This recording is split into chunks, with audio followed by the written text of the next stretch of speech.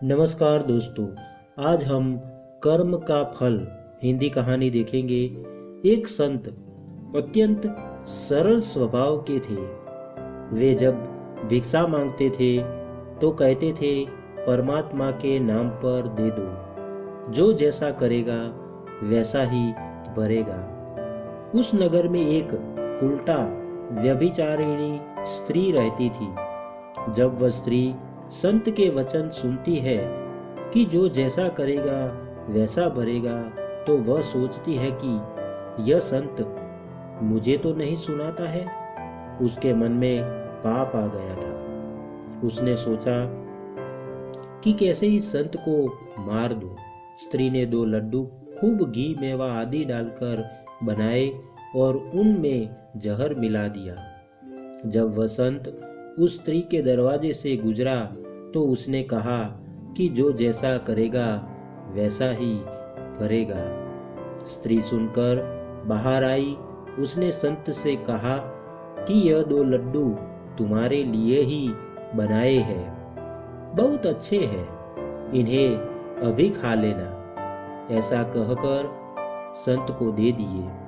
संत तो सरल स्वभाव का था। उसने लड्डू ले लिए और आगे बढ़ गया। आज उसे भिक्षा कुछ ज्यादा ही मिल गई। वह अपने कुटिया पर आया। उसने भिक्षा में मिले अन्य पदार्थ खा लिए। लड्डू वैसे ही रहे।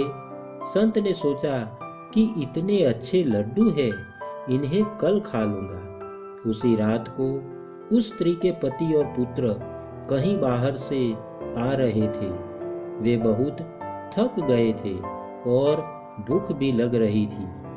दोनों ने सोचा कि संत की कुटिया पर कुछ विश्राम कर लेते हैं। जब वह संत के पास पहुंचे तो संत ने उन्हें बैठाया। पुत्र ने कहा कि बाबा, भूख लगी है, कुछ खाने के लिए हो तो दीजिए। संत ने वे दोनों लड्डू एक पिता को और एक पुत्र को खाने के लिए दे दिए। लड्डू खाने के बाद दोनों का प्राणांत हो गया। वे दोनों मर गए।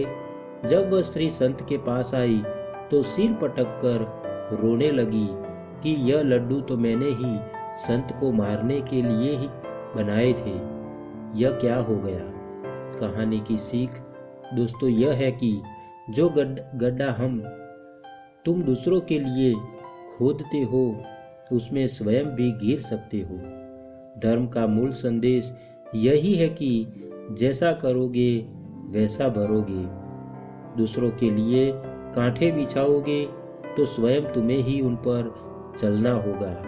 अतः फूल बिछाओ दूसरों के लिए। आशा है कर्म का फल कहानी जरूर आपको पसंद आई होगी। तो आज के लिए आप सबको हमारा धन्यवाद दोस्तों। फिर मिलेंगे एक और नई कहानी के साथ। और हाँ, हमारी चैनल को शेयर, सब्सक्राइब और लाइक जरूर करना दोस्तों। धन्यवाद।